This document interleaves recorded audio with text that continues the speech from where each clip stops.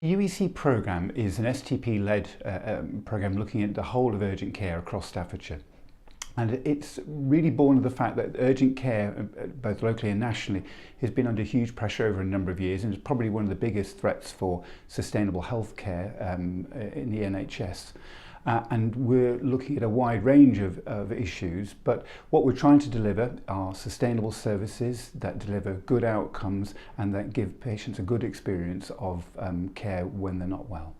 So a piece of work I think the programme's really proud of is what we've done with the winter plan this year. So this year we've had, working with all our stakeholders, we've delivered a completely new model of care which has resulted in a huge improvement in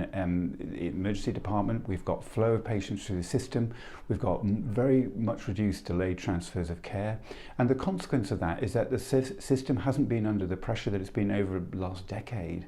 And we've delivered some really positive outcomes, particularly in patient experience, but also in terms of health outcomes for patients.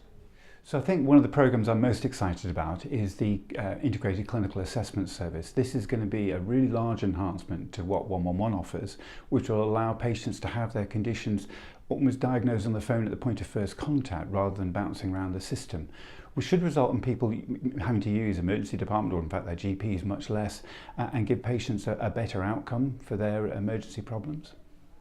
I got involved with the STP programme because I, as a GP, have been providing urgent care obviously as part of my day-to-day job, but I've also been working in out-of-hours and urgent care environments for a number of years, and it's an area where I have both a great interest but also a real desire to deliver improvements and change.